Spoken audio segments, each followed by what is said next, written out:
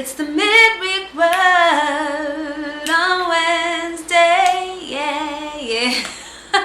I totally just made that up on the spot. Friends, welcome back to the channel.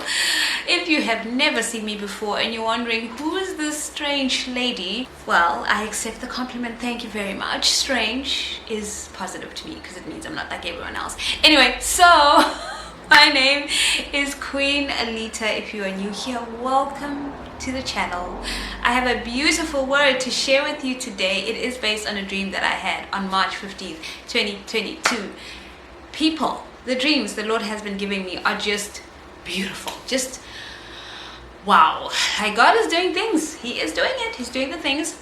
But before we get into it, please always remember your relationship with God, you and Him, that is the most important relationship that you can ever have in your life. Invest in that. Put all your everything into that relationship because you'll be able to hear from Him. So when you hear words like this, you can go to Him and say, is this for me? Because I feel like it's for me, Lord. And He can confirm it or deny it and say, nope, move along. This is not for you. Or yes, it is, because you know how to hear His voice. You have that relationship. You know what He sounds like and how He speaks to you. So please make sure that you take this word before the Lord. It may not be for you. That is the point. And for some of you, this is confirmation, which is the ideal situation, right? Is to hear a word that God has already spoken to you about. So if it is, awesome. Really good. I still encourage you to go before Him because there are going to be some questions for some of you, or you may need specific strategies because this is the kind of word where stuff needs to be done. Okay, it's due time. It's time to do some things. Okay, you can tell that I'm excited, right? I am. I'm really in a beautiful place with the Lord right now, and I pray that it continues this way until I'm old and gray. Anyway, so let's focus. Okay, the dream. I had this dream, like I said, March 15th. In this dream, I was with my sisters, and I know that the children were there as well. Not any of my children, but one of my sister's kids. And we were dropping the kids off at school. So it's like we all came together, we were doing stuff together. We had been together doing things, and then it was time to take the children to school, and we dropped them off at the school I've never seen before in waking life. And then as I was leaving, all of a sudden I was like walking by myself. It's like everybody else kind of dispersed into wherever they needed to be, and I knew that I had to just keep going. I had nothing else to do there. I had successfully dropped the children off, and then I had this like tablet, and I was playing music, and I thought, oh, let me play it louder so all the kids can hear it, right? And I wanted them to be happy and excited and just to jam with me because I was walking past the classrooms. And I did that, but it just felt like it had no impact. It just felt I wasn't close enough to the classrooms as I walked down the, just wherever I was walking to kind of head to the gate so I could get out of the school. And the pathway, that's the word I was looking for. And the principal was outside. And he was like holding this, like, when the people that help direct traffic, especially when they're like concerts and everyone's trying to find parking, or there's a cricket match at Wanderers, those who know, call it drive, can be a hot mess. But anyway, and they have those little sticks. They have, I don't know what you call them, and they kind of like direct you, like, no, you need to go this way, you can't come this way. So the principal was standing there, and he was kind of looking at me like, I see you, and I just need you to just keep it moving, keep walking towards the gate, don't even think of coming anywhere near the kids, right? Like, don't be trying to entertain people, just go type of thing. So I left, and I got to the parking lot, and this parking lot had, it was a small parking lot. It was a reasonable size. I think I expected it to be larger. Anyway, so I realized that the car we came in was now my car alone. I had to do the driving. I hadn't been driving before, and I could not find the car. And I noticed that there was like this little like tuck shop-y type of place, restaurant-y. And I went up to the lady that was serving, or she was like right behind the counter, and I asked her, have you seen my car? Or she asked me if I was looking for my car, I guess. And I said, yeah, I need to find it. And she told me where it was. She said, oh, it's parked over on that side, and it was in this isolated space all by itself. And I remembered in that moment that, oh yeah, there was a problem with the starter. And I was like, so I tell her this, and she goes, no, that's okay. The starter is actually in the glove box, in the glove compartment of the car. And I knew that, okay, with that there, I'll easily start the car and go. I knew that I would not encounter any issues. And her son was also there behind the counter with her, and she said to him, yeah, he can walk you there if you want, because to me it was just feeling so unsafe and so lonely. And I was thinking, I don't know if I can trust you. Maybe you'll attack me when I'm all by myself there trying to start my car, And the dream ended there. So let's get into the interpretation of this dream. People, when I say God is doing things, He is doing things. He is moving in your lives, okay? This dream is just clear indication of that. So I'm going to open my notes. Right, so let's just quickly go through some of the symbols, right? This is something that I wanted to do consistently, but I have failed. Anyway, let's do it today. So the sisters in my dream represent family in Christ, people that have walked with you, that have been like brothers to you if you're a man, even sisters, because God could have planted all sorts of types of people in the last season that you were in. So it's for those of you that have come out of that really horrible, painful, I have no other adjectives, because even the ones that I just used don't quite describe. They just don't quite describe it. So yeah, that season, and there was something very specific that the Lord asked you to do. Okay, so now I'm torn. I feel like I'm all over the place. Like I have the symbols, but I also want to just make clear who this word is for. You have just come out of that horrible season. We can call it a Job season, because that's what I heard in my ear before the season started, and I ignored it. And when it happened, I was like, he told me. Anyway, so you've come out of that season, and while you were in that season, there was a very specific thing that the Lord asked you to do, right? So much was stripped away from you, like it was bad, right? And so much was taken from you, and you were going through the most. But the Lord still said to you, I need you to feed my sheep. I need you to be a guide to this and that other person. I need you to walk with this person. I need you to journey with them. I need you to help this person or those people. I need you to do this while you are at your lowest, while you're at your worst, while I'm refining you, while I've thrown you into the fire. I need you to be a light to somebody else. I need you to help people, right?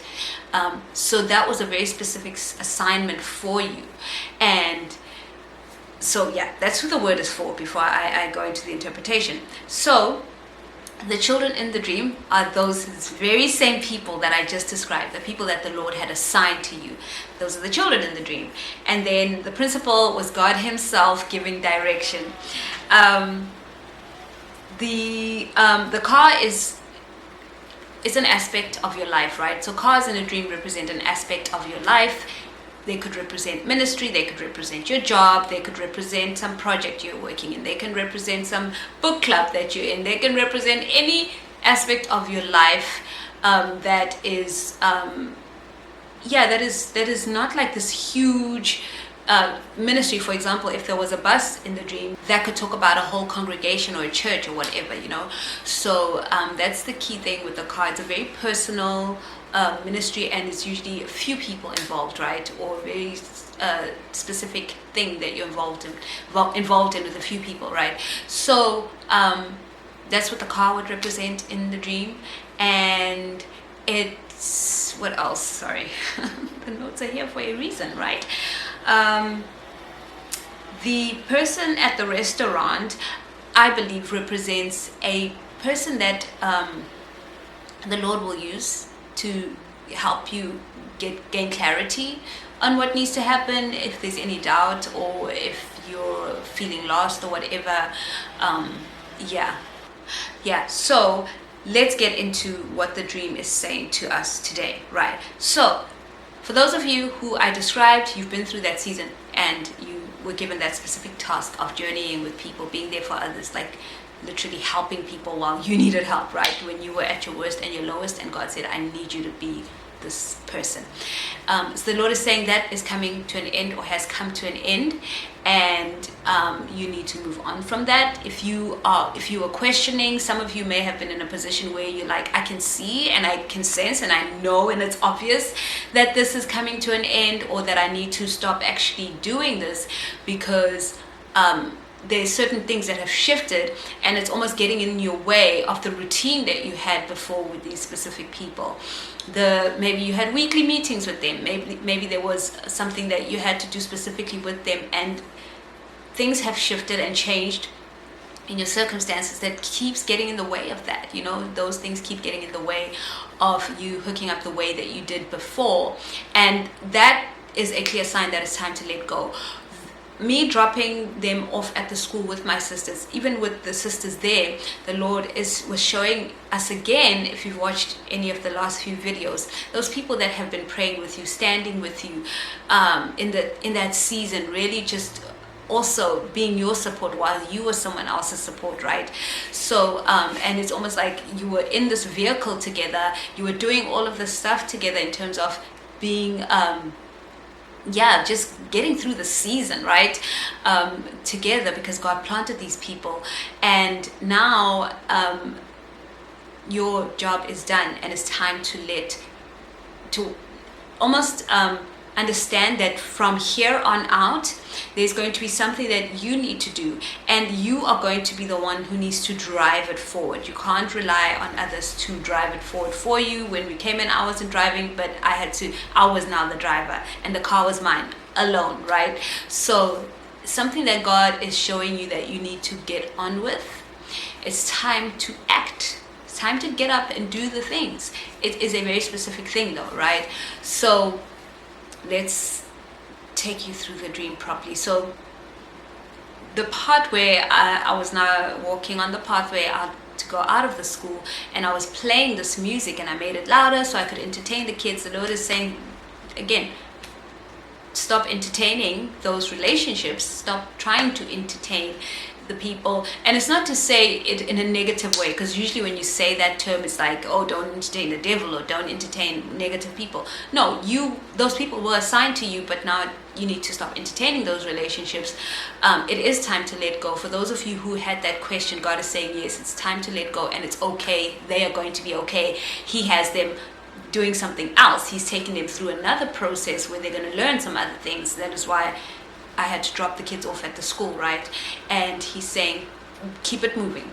That was him. He was the principal in the dream. And the beautiful part is when I woke up, I just thought, oh, that principal was so lovely. He just made me feel so warm and fuzzy inside, even though he was looking at me with this look of, I know what you're thinking. I know you're trying to, linger here, but just keep it moving, girl. I love that. He had such a beautiful feeling. I love that. So I knew immediately that was the Lord showing me that, hey, I'm guiding you here and I'm showing you which way to go, okay? And getting to the parking lot and not finding my car, this whole thing of relying on people. So the car in the parking lot with other cars feels like it's a safe place. There are people around me and all of that. God is saying, what you're about to do is going to be you. You are going to be doing this, and you are going to have to move this thing forward. And he doesn't want you to feel like you need to rely on people. This is, for some of you, you've hidden behind people for a long time. You've told yourself you are a behind the scenes kind of person. You've told yourself that you can't be the driver, that you always be just supporting or whatever. And the Lord is saying, no, you're the driver now. Why do you think I took you through all of that? There is a reason, and I've worked on you, and you are ready. You are ready to take your place. You are ready to take the lead. Yes, you had problems starting before, right? Now you won't have problems starting because the solution is there. You just have to get on with it. So just knowing that the starter for my car was inside the car. It was inside the glove compartment, and I knew when that lady told me that that's where it was, I knew I'd have no trouble starting the car and going. I was just apprehensive about going to that isolated place on my own, feeling like I was going to be attacked, feeling like I was going to be unsafe, suspecting her son. And the Lord is saying, some of you need to understand that he's got you. If he's directing you a certain way, he's not going to direct you to the wolves. He's not going to direct you to get eaten. He's not going to direct you to die, to go to a place where you're just going to be devoured by the devil, right? No, he's going to be there with you. He has strategically placed this thing in the way that he has, so that you can take this up alone. It's not even a season of being alone. It's not about that. It's about you taking that leadership role, you starting something. That starter was the key thing in this dream. It's about you starting something, you setting the wheels in motion, you picking up your hand and saying, hey, I'm ready for this. The resources are available. The people that the Lord wants you to get in contact with are available. Some of you already know who you need to call, who you need to email, who you need to contact to get things started. The Lord is saying, do it now, because now is the time. You need to get this thing started. This is your window of opportunity. This is the perfect time for you to make that call. Start this thing. You have the ability to start it. It is for you to start, and see what God does. See what God does when you get on with it. So the season of being there for the people that God has had assigned to you, it's over. It's okay to accept that it's over. They're okay. They're going to be okay. Start that thing. And I have a beautiful scripture, of course, Ecclesiastes 3 verse 1 to 4. For everything there is a season, a time for every activity under heaven, a time to be born and a time to die, a time to plant and a time to harvest. I love that. When you were in your Job season, you were doing planting, you were planting seeds. And even before that, you've been planting seeds. It's time to harvest, says the Lord. A time to kill and a time to heal. You've been through a lot of warfare in that previous season. You've had to deal with a lot of things. You've had to eliminate some things from your life, the curses, all these things that have been hanging over your life for a long time. You've had to eliminate them. And healing has begun. I get a sense that a lot of you are in this place of restoration, right? There's a big restoration that the Lord is doing right now, restoring the things that you have lost. But there's this mini restoration where you yourself are being restored. You know, you've just come out of a hectic situation, and now God is just restoring you. He's just giving you He's opening things up to you that were just so locked away and so closed up. You are able to take care of yourself physically, take care of yourself mentally, emotionally, spiritually. There's a freedom that the Lord is bringing to you, has brought to you, and it's bringing healing. And it's going to be a very quick work. It's going to be a quick work because the whole process that you've been through all your life has been a healing process, right? So a time to tear down and a time to build up. Again, tearing down the strongholds, tearing down everything that the enemy had ever erected in your life from day one. Everything. Some of you have had to do that. Take everything down that the enemy had put up against you from the very start. It has been an intense season, and you've torn it all down, and now it's time to build the life that Jesus intended for you to begin with. And you have to start it. A time to cry and a time to laugh. A time to grieve and a time to dance. I want to end this word by sharing another dream that I had, where I was coming into this church. This church was it had a large piece of property, and there were different little rooms or structures, and they all seemed to have beds in them, right? And I came in with a friend of mine, and there was a discussion. My sisters were there as well too, and this discussion had to do with us just getting ready. We were preparing to do some things. That came to an end, and it was time to leave. And again, it was just me and my friend wanting to get out, and we wanted to go out the same way we came in.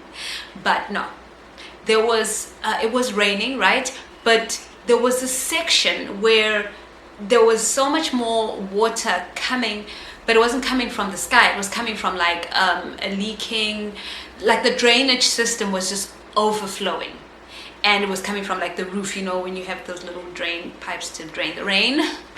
I don't have these words, right? And it was just like a lot of water just splashing all over the place. And I was like, we can just go through it quickly. And she said no. Like, she just felt like she was in control. Like, no, we can actually go the other way. And in my mind, I was like, oh my goodness, it's gonna be so much longer. I'm so tired of taking the long way. Literally, that's how I felt in the dream. And I said, no, let's go this way. And she just turned and went the other way. Didn't even say anything to me. And I just followed. And it was so not what I expected. It was a fraction of a second longer.